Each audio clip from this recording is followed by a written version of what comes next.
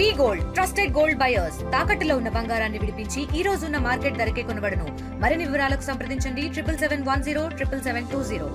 చలో మెడికల్ కాలేజీల కార్యక్రమానికి శ్రీకారం చుట్టింది వైసీపీ. రాష్ట్ర వ్యాప్తంగా ఇవాళ చేపట్టినటువంటి కార్యక్రమానికి ప్రభుత్వం అడ్డుకట్ట వేస్తుంది. 30 యాక్ట్ ఉందనేటువంటి పేరుతో ఈరోజు హౌస్ అరెస్ట్ చేసింది. మనతో సిద్ధార్థ రెడ్డిని ఉదయాన్నే హౌస్ అరెస్ట్ చేశారు. మనతో మాట్లాడడానికి ఆయన ఉన్నారు. సార్ చెప్పండి, ఈరోజు హౌస్ అరెస్ట్ చేయడానికి కారణం ఏంటి? మెడికల్ కాలేజీల ప్రైవేటైజేషన్ ఏదైతే పీపీపీ మోడల్లో 4 మెడికల్ కాలేజీలకి కూటమి ప్రభుత్వం టెండర్ ఇచ్చిందో దానికి వ్యతిరేకంగా ప్రభుత్వ కాలేజీలు, ప్రభుత్వ గవర్నమెంట్ మెడికల్ కాలేజీలు అవి ఆస్తి ప్రభుత్వానిది, ప్రజలది కాబట్టి అది వాళ్ళకే దక్కాలి తప్ప ప్రైవేట్ వాళ్ళని దీంట్లో ఇన్వాల్వ్ చేయకూడదనే ఉద్దేశంతో మేము తలపెట్టిన నిరసన కార్యక్రమానికి పోలీసు వాళ్ళు అడ్డగించి కూటమి ప్రభుత్వం వాళ్ళు మమ్మల్ని అవసరం చేయడం జరిగింది. సార్, ప్రధానంగా ప్రైవేట్ పరం చేయడానికి కారణం ఏమంటారు? ఒకటి, డబ్బులు సంపాదించుకోవడానికి, దాంట్లో వచ్చే లాభాన్ని అంతా వాళ్ళకి సంబంధించిన వాళ్ళకి ఇవ్వడానికి. రెండోది, ప్రభుత్వం యొక్క ఇన్వాల్వ్మెంట్ తగ్గించాలని, జగన్మోహన్ రెడ్డి గారి మార్క్ ఉండకూడదని, ఇటువంటి కుట్ర వల్ల ఈరోజు వాళ్ళు ప్రైవేటైజేషన్ చేయడం జరిగింది. అంటే మనం చూస్తున్నాం, గతంలో ఉన్నటువంటి ఈ సచివాలయ వ్యవస్థ కూడా నిర్వీర్యం చేసేటువంటి పరిస్థితి. అదేవిధంగా జగన్మోహన్ రెడ్డి తీసుకొచ్చినటువంటి మంచి కార్యక్రమాలకి ఎందుకోసం ఈ ప్రభుత్వం ప్రైవేట్ పరం చేసేటువంటి దిశగానే లేకపోతే తొలగించేటువంటి ప్రక్రియ చేస్తుందంటే అన్న, ఈ గవర్నమెంట్ ప్రజల కోసం అయితే లేదు. ఈ గవర్నమెంట్ ఉండేదంతా కూడా వాళ్ళ నాయకుల కోసం, వాళ్ళ కార్యకర్తల కోసమే తప్ప ఈ గవర్నమెంట్ ఎక్కడ కూడా పబ్లిక్ కోసం అయితే గాన లేదు. దానికి మీకు బెస్ట్ ఉదాహరణ చెప్పాలంటే వాళ్ళు ప్రజలను నమ్మించే పనిలో పడినారు. మొన్ననే అనంతపురంలో వాళ్ళు మీటింగ్ పెట్టినారా లేదా? సూపర్ 6 సూపర్ హిట్ అనే కార్యక్రమం పెట్టినారా లేదా? దానికి ఒక 3 లక్షల మంది జనాలను తోలినారా లేదా? అదే సూపర్ 6లో నిరుద్యోగ భృతి ప్రజలకు ఇచ్చినారా? యువకులకు ఇచ్చినారా? ఇవ్వలేదా? మీరు ఈ ప్రశ్న మమ్మల్ని కాదు, వాళ్ళని అడగండి, టీడీపీ వాళ్ళని.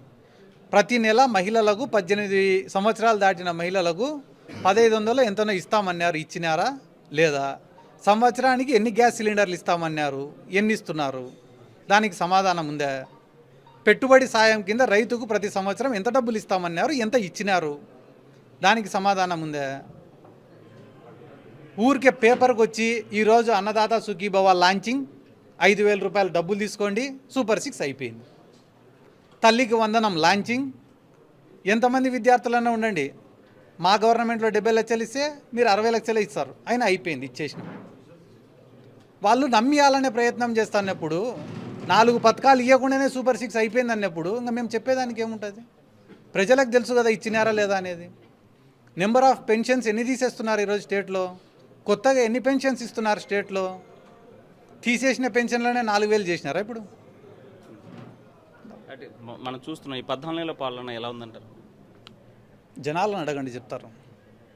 జనాలను అడిగితే చెప్తారు. ఈ 14 నెలల పాలన దౌర్జన్యాలు, దోపిడీలు, అవినీతి, ఇసుక, మట్టి, ఏమంటారు ఇంకా పేకాట, స్టోర్ బియ్యం, బెల్ట్ షాపులు, యూరియా కొరత, ఫీజు రియంబర్స్మెంట్ లేక, పెరిగిన కరెంటు ఛార్జీలు, ఇంకా మొత్తం ఇవే తప్ప ఇంకేముండే చెప్పు. ఇంత బాగా సుపరిపాలన అంటే ఇది. కాబట్టి ఈ సుపరిపాలనకు తొలి అడుగు వాళ్ళు చేసిన కార్యక్రమం. మొదటి సంవత్సరంలోనే ఇన్ని చేసి తొలి అడుగు వేసినారు, ఇంకా రెండో సంవత్సరానికి ఏం అడుగు వేస్తారో ఏమో. కాబట్టి మీరే చూసుకోండి అని చెప్పి ఈరోజు ఉచిత బస్సు అని చెప్పి స్త్రీశక్తి కల్పించామని చెప్తున్నారు. అది సక్సెస్ అయిందనేసి మీటింగ్లో పెట్టుకుని ఎట్లా చూడాలి అన్న? నేను మీకు ఏం చెప్తున్నా, వాళ్ళు ఒక కార్యక్రమం చేసి వాళ్ళు డబ్బా కొట్టుకోవడం తప్ప పబ్లిక్లోకి పోయి దాని యొక్క రెస్పాన్స్ ఏంది అనేది కనుక్కుంటే తెలుస్తుంది. వాళ్ళు 20-30 ఏళ్ళ క్రితం రాజకీయం ఏంది, ఒక అబద్ధాన్ని 10 సార్లు చెప్పి ఒకరిని నమ్మించాలా అనే 20 సంవత్సరాల క్రితం రాజకీయం చేస్తున్నారు వాళ్ళు. అది ఈ కాలంలో ఎవరు నమ్మే పరిస్థితి అయితే లేదు. ఆ రోజు జగన్మోహన్ రెడ్డి గారు చెప్పిన పథకాలే కాదు, చెప్పనివి కూడా ఎన్నో చేసినాడు. కానీ వీళ్ళు రోజు తప్పుడు ప్రచారాలు చేసి చేసి చేసి జగన్మోహన్ రెడ్డి అంటే ఒక పెద్ద రాక్షసుడని చిత్రీకరించి ఓట్లు సంపాదించుకున్నారు. కానీ ఒక దరిద్రం ఏమరా అంటే వాళ్ళు రూలింగ్లోకి వచ్చి ఇప్పటికి 14 నెలలు అయింది.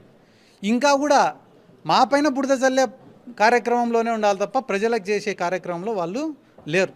ఎవడెవడో స్పందిస్తాడు మనం ఏదన్నా మాట్లాడినామంటే గాన. వాళ్ళు స్పందించాల్సింది సిద్ధార్థ రెడ్డి పైన, సిద్ధార్థ రెడ్డి మాట్లాడే మాటలపైన కాదు వాళ్ళు స్పందించాల్సింది. దేనిపైన స్పందించాలి తెలుసా? ఈయన్నే కర్నూల్లో మీరు ఆడ పక్కకు పోతే రైతు బజార్లోకి, లేకుంటే కానీ మా మార్కెట్ యార్డ్లోకి ఉల్లి ఉంది. ఆ ఉల్లి రేటు కోసము రేటు లేక రైతులు ఆత్మహత్యలు చేసుకొని చచ్చిపోతున్నారు. దానిపైన స్పందించాలి. టమోటా రైతులు దానిలో కూడా పండించిన పంటకు రేటు లేక వాళ్ళే కాళ్ళతో తొక్కుతున్నారు. దేనిపైన స్పందించాలా? దానిపైన స్పందించాలా. యూరియా కొరత వల్ల రైతులందరూ చెప్పులు క్యూ లైన్లో పెట్టిపోతారు. దేనిపైన స్పందించాలా? దానిపైన స్పందించాలా. నేను వచ్చినాక కరెంటు ఛార్జీలు పెరగవు తమ్ముళ్ళు అన్నాడు. ఒకసారిపోయి అడగమని జనాలని అన్నాడా లేదా ఆయన ఆ మాట? అంటే చెప్పేవన్నీ అబద్ధాలే కదన్నా. ఇప్పుడు ఆ పార్టీలో ఉండేవాళ్ళు వాళ్ళ నాయకుడిని డిఫెండ్ చేసుకోవాలంటే మా నాయకుడిని విమర్శించాలా. ఈరోజు రాష్ట్ర ప్రజలకు అందరికీ అర్థమైపోయిందన్న, జగన్మోహన్ రెడ్డి గారు నెలకు ఒక పథకం ఇచ్చినాడు. ఆయన పైన ఎన్ని ఆరోపణలు చేసినా ఆయన ఫస్ట్ ప్రయారిటీ పబ్లిక్కి చేసిన తర్వాతనే నాయకులను కానీ కార్యకర్తలను కానీ చూసినాడు తప్ప పబ్లిక్కే ఫస్ట్ ప్రయారిటీ మా పార్టీలో ఉన్నింది. దానికి మా కార్యకర్తలందరూ ఆ రోజు నొప్పి కలిగించుకున్నా కూడా ఈరోజు ఆయన యొక్క విలువ మాకు తెలుస్తుంది. అంటే జగన్ పరిపాలన చేయలేదు, సైకోగా మారాడు, రాష్ట్ర ప్రజల మీద పెత్తనం చెలాయించాడు, కేవలం పబ్జీ ఆడుతూ ఉన్నాడు, ఏమీ చేయలేదంటున్నారుగా. ఇప్పుడు అనేటోనికి ఏమన్నా అనొచ్చున్నా, నేను ఏమని చెప్పాలా? ఇప్పుడు అమ్మఒడి పథకం ఇచ్చినది ఎవరు? చంద్రబాబా, ఎన్టీ రామారావా, రాజశేఖర్ రెడ్డి, కిరణ్ కుమార్ రెడ్డి? ఎవరు ఇచ్చినారు? అమ్మఒడి పథకం ఎవరు ఇచ్చినారు? 45,000 స్కూళ్ళను నాడు నేడు కింద డెవలప్ చేసింది ఎవరు? పేద విద్యార్థులు కూడా ఉన్నత విద్య చదవాలనే ఉద్దేశంతో ఇంగ్లీష్ మీడియం తీసుకొచ్చింది ఎవరు? 8వ తరగతి చదివిన పిల్లలకు ట్యాబులు ఇచ్చినది ఎవరు? విద్యా వ్యవస్థలో మార్పులు తెచ్చింది ఎవరు? హాస్పిటల్స్ని డెవలప్ చేసింది ఎవరు?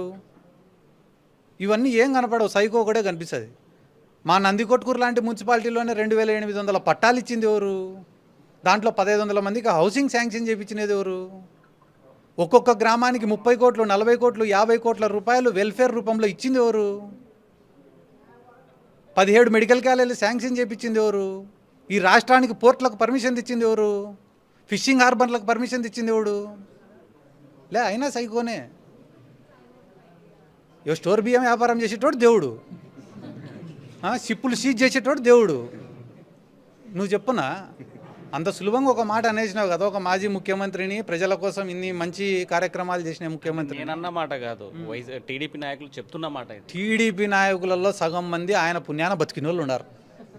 టైం వచ్చినప్పుడు అవి కూడా చెప్తా చిట్టా. జగన్మోహన్ రెడ్డి పుణ్యాన టికెట్లు తెచ్చుకునే వాళ్ళు, జగన్మోహన్ రెడ్డి పుణ్యాన అసెంబ్లీలో అడుగుపెట్టిన వాళ్ళు జగన్మోహన్ రెడ్డి గురించి మాట్లాడుతున్నారు. తొందరలోనే వాళ్ళు ఏమేమి చేస్తున్నారు, ఏడాడు ఎంత ఎత్తుతున్నారు అన్నీ కూడా నీకే చెప్తా. అంటే ఎవరు తప్పు చేసినా నేను ప్రశ్నిస్తా అని చెప్తున్నటువంటి డిప్యూటీ సీఎం ఏం చేస్తున్నట్లు ప్రశ్నిస్తూ ఉంటాడు. ఏం చేస్తాడు? ఇప్పుడు ఆయన ఎవ్వరికి కనపడకుండా రూమ్లో ఒక్కడు కూర్చొని ప్రశ్నిస్తూ ఉంటాడు ఆయన. దాన్ని ఆయన ఏమనుకుంటాడు, నేను ప్రపంచాన్ని అంతా ప్రశ్నించిన అనుకుంటా అంటాడు. అట్లా ఇప్పుడు ఎట్లుంటుందిరా అంటే, నేను కూడా మొన్న ఒక ప్రెస్ మీట్ పెడితే కానీ చాలామంది పాపం రాష్ట్రంలో, పక్క రాష్ట్రాలలో, పక్క దేశాలలో కూడా ప్రెస్ మీట్ పెట్టి నేను 3 ప్రశ్నలు అడిగినా. ఏమడిగినా 3 ప్రశ్నలు? రాష్ట్రంలో ఇన్ని వేల మంది అమ్మాయిలు కనిపించడం లేదని అన్నారు, ఒక్క అమ్మాయినన్నా తిరిగి తీసుకొచ్చినారా అని. బైరెడ్డి నీ కథ చూస్తామంట తప్ప దీనికి సమాధానం చెప్పారు. కాదండి, లిక్కర్ తాగి వేల మంది చచ్చిపోయినారంట, కనీసం ఒక హాస్పిటల్లో ఒక మెడికల్ రిపోర్ట్ అన్నా వచ్చిందా కల్తీ మద్యం తాగి చచ్చిపోయినట్ట అంటే కానీ ఏం మాట్లాడుతున్నావురా నువ్వు, ఆడుంటావురా బైరెడ్డి నువ్వు అంటారు. నేను అడిగేది ఏంది, వీడు చెప్పేది ఏంది? ఇది రెండో మాట. మూడో మాట ఏంది, ఇదే జిల్లాలో ప్రీతిబాయ్ అనే అమ్మాయి చచ్చిపోయింది, మీకు తెలుసు కదా. ప్రీతిబాయ్ అనే అమ్మాయి చచ్చిపోయినప్పుడు వాళ్ళ తల్లిదండ్రులు అందరూ పోయి పవన్ కళ్యాణ్ గారిని అడిగితే గాన గవర్నమెంట్ వచ్చినాక తోలు తీస్తా, తాట తీస్తా, నరాలు వీకుతా అన్నాడు. ఇవే కదా అనేది. మొన్నవే అడిగినారు, సార్ ఏమైంది సార్ ప్రీతిబాయ్ విషయం అంటే, నాకేం సంబంధం అండి, నాకేం సంబంధము, ఆధారాలు చెరిపేసినారు, DNA మార్చేసినారు, నాకేంటి సంబంధము అంటున్నాడు. ఎవరికి సంబంధం? వల్ల చేసిన నిందితులు టీడీపీ వాళ్ళు అనేది మీకు తెలుసు, వాళ్ళ బంధువులు టీడీపీ వాళ్ళని తెలుసు, క్రైమ్ జరిగింది టీడీపీ ప్రభుత్వంలో అని తెలుసు. దాని గురించి ఎందుకు మాట్లాడవు? కాబట్టి పవన్ కళ్యాణ్ గారు ప్రశ్నించడంలే అనే తప్పు మాట. ఆయన ఖచ్చితంగా ప్రతిరోజు ఆయన రూమ్లో ఒక్కడే కూర్చొని తలుపులన్నీ వేసుకొని ప్రశ్నలు వేస్తూనే ఉంటాడు. ఏం రా దరిద్రం అంటే మనకు కనపడవు అంతే. అంటే 17 మెడికల్ కాలేజీలు కేవలం పేపర్కే ఉన్నాయి, ఎక్కడ కట్టలేదు. వైసీపీ పార్టీ కేవలం బ్లఫ్స్ చేస్తుంది జనాన్ని. అంటే ఇప్పుడు ఈరోజు నంద్యాల మెడికల్ కాలేజ్ చూద్దామనే మేము పోతా అంటే అడ్డగిచ్చినారు. ఇప్పుడు నంద్యాలలో మెడికల్ కాలేజ్ ఉంది, ఎవరు కట్టినారు అది? ఆయనకు 15 సంవత్సరాలు ముఖ్యమంత్రి పదవి ఇస్తే ఒక్క కాలేజ్ కూడా కట్టాడు, అయినా తప్పులే. మా సారు 17 మెడికల్ కాలేజీలు మొదలుపెట్టి 5 మెడికల్ కాలేజీలు పూర్తి చేసి క్లాసెస్ స్టార్ట్ చేసి మిగతా 2 కూడా 90% పైగా పూర్తి అయిపోయి మిగతా 50-60%లో ఉంటే ఏం చేయలే, ఏం కట్టలే. నువ్వు కట్టడం అంటే మొత్తం పూర్తి చేసి తాళాలు వీళ్ళ చేతికి ఇచ్చిపోవాలంట. అప్పుడే పూర్తి అయినట్ట. 2 సంవత్సరాలు కరోనాకు పోయింది, ఆయనకు ఉండేది 3 సంవత్సరాలు. ఆ 3 సంవత్సరాల్లోనే పర్మిషన్ తెచ్చినారు, ల్యాండ్ అక్విజిషన్ చేసినారు, కన్స్ట్రక్షన్ స్టార్ట్ చేసినారు, ఫైనాన్షియల్ టైప్స్ పెట్టుకున్నారు. ఇంకా అంతకన్నా ఏం చేయాలా? ఒకవేళ చిత్తశుద్ధి ఆ కమిట్మెంట్ ఉంటే గాన ఆయన మొదలు పెట్టిన దానిలని మీరు పూర్తి చేసిండాల, పూర్తి చేసి ప్రజలకు అందుబాటులోకి తెచ్చిండాల. వైసీపీ పార్టీ రైతుల కోసం ఆందోళన చేస్తే, లేకపోతే విద్యార్థి యోజన పోరాటం చేస్తే, ఈరోజు మెడికల్ కాలేజ్కి వెళ్దామని చెప్తే ఎందుకు అడ్డుకుంటున్నారు? దీన్ని అడ్డుకోవడానికి ఎట్లా చూడాలంటే అంటే ప్రజలకు తెలియకూడదు కదన్న వాస్తవాలు ఏంటివి అనేది. ప్రజలకు ఎంతసేపు ఉన్నా వాళ్ళు చెప్పే స్టోరీ మేము నమ్ముతా ఉండాలి. ఆయన ఒకరోజు మోడీ మంచోడు అంటే మేమందరం కూడా మోడీకి భజన చేయాలి. ఆయన ఒకరోజు సోనియా గాంధీ దేవత అంటే కానీ సోనియా గాంధీకి మేమందరం కూడా భజన చేయాలి. ఆయన ఒకరోజు పక్క రాష్ట్రంలోకి పోయి కేసీఆర్ మంచోడు అంటే కానీ మేమందరం కేసీఆర్ మంచోడు అని అలా. మళ్ళీ రెండో రోజు అక్కడికి పోయి రేవంత్ రెడ్డి మంచోడు అంటే మేమందరం ఆయన చెప్పింది నువ్వు నేను విన్నామనుకో మన ఇద్దరం మంచోళ్ళం. ఒకవేళ ఆయన చెప్పింది చంద్రబాబు నాయుడు గారు మీరు చేసేది తప్పండి, పవన్ కళ్యాణ్ గారు మీరు చేసేది తప్పండి, ప్రజలను మోసం చేయకూడదండి అని కానీ చెప్పినారనుకో పొరపాటున నీకు కథ అవుతుంది అంటున్నారు, కేసులు పెడతామంటున్నారు.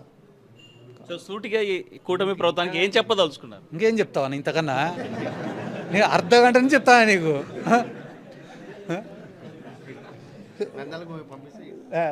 కూటమి గవర్నమెంట్కి స్ట్రైట్గా నేను చెప్పేది ఏమరా అంటే ఇదే మీకు లాస్ట్. ఎందుకంటే కానీ ఏదో పొరపాటున ప్రజలు మిమ్మల్ని మోసపోయి ఓటేసినారు, కానీ మీరు చేసే ఆగడాలకు ఇదే మీకు లాస్ట్ ఎలక్షన్.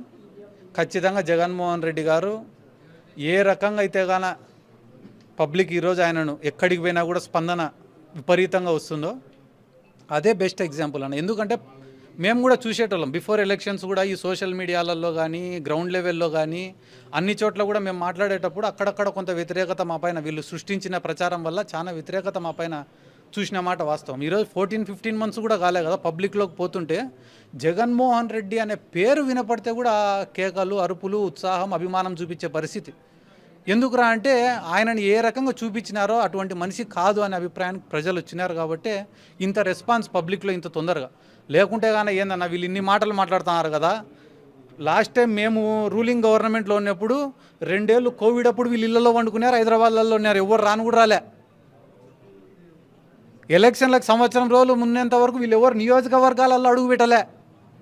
మేమన్నా కూడా కరెంటు ఛార్జీలు పెరిగినాయని చెప్పి ధర్నాలు, ఫీజు రియంబర్స్మెంట్ పడలే అని చెప్పి ధర్నాలు, సూపర్ 6 అమలు కాలే అని చెప్పి ధర్నాలు, యువజన విభాగం తరఫున అన్ని అనుబంధ విభాగాల తరఫున గడిచిన 15 నెలలుగా పార్టీ ఎక్కడ చూసినా ఏదో ఒక యాక్టివిటీలోనే ఉంటుంది. వీళ్ళు వచ్చి యాడికి పోయినారు ఇల్లు కనిపించడం లెటరు. అంటే మీరు అన్నీ చేస్తున్నారు కానీ మీ నాయకుడు ఎందుకు అసెంబ్లీ పోవడం లేదని ప్రశ్నిస్తున్నారు కదా. ప్రతిపక్ష హోదా ఇస్తే కానీ మీకు నష్టం ఏమని అడుగుతున్నాం కదా. ఒక ఎమ్మెల్యేకి వచ్చే సమయం ఎంత, ఒక ప్రతిపక్ష నాయకుడికి వచ్చే సమయం ఎంత? మీరు 164 మంది ఉన్నారు, మేము 11 మంది ఉన్నాము. ప్రతిపక్ష నాయకుడికి ఇచ్చే హోదా కానీ ఇచ్చి మీరు కల్పించి ఆయన కూర్చోబెట్టి సరైన సమయం ఇస్తే ఆయన ఏమేం ప్రశ్నలు అడుగుతాడని చెప్పి భయమా? ఇయ్యచ్చు కదా. అంటే రోడ్డు మీద మాట్లాడకుండా అసెంబ్లీకి వచ్చి మాట్లాడమంటున్నారు కదా. నేను అదే కదన్నా, సమయం ఇవ్వనప్పుడు ఏం మాట్లాడతావు? ఒక ఎమ్మెల్యేకి ఎంత సమయం ఇస్తారు? ప్రతిపక్ష నాయకుడి కింద ప్రతిపక్ష హోదా ఇవ్వాలా, ఆయనకు తగిన సమయం కేటాయించాలా, ఇచ్చినప్పుడు మాట్లాడతాడు ఖచ్చితంగా. హోదా ఇవ్వాలా, సమయం ఇవ్వాలా? హోదా ఇస్తేనే సమయం వస్తుంది, అది క్లారిటీ.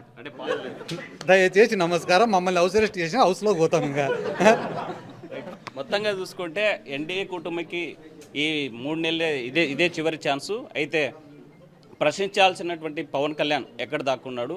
17 మెడికల్ కాలేజీలు కంటికి కనిపించడం లేదా? అయితే కాలేజీలు కావాలనేసి పోరాటం చేస్తే అడ్డుకుంటే మాత్రం ఉద్యమాలు ఆగదని సిద్ధార్థ రెడ్డి చెప్పేటువంటి పరిస్థితి. విడుదల చంద్రశేఖర్తో హుస్సేన్, RTV, కర్నూలు. తెలుగులో న్యూస్ కి ఫాస్టెస్ట్ యాప్ ఇప్పుడు టోటల్లీ న్యూ అవతార్లో. జస్ట్ 5 సెకండ్స్ లో కంప్లీట్ న్యూస్, సోషల్ మీడియాలో ట్రెండ్స్ కి one stop solution, live TV app, voice search option తో ఇప్పుడే డౌన్లోడ్ చేయండి లేదా అప్డేట్ అయిపోండి. యాప్ లింక్ డిస్క్రిప్షన్ లో ఉంది.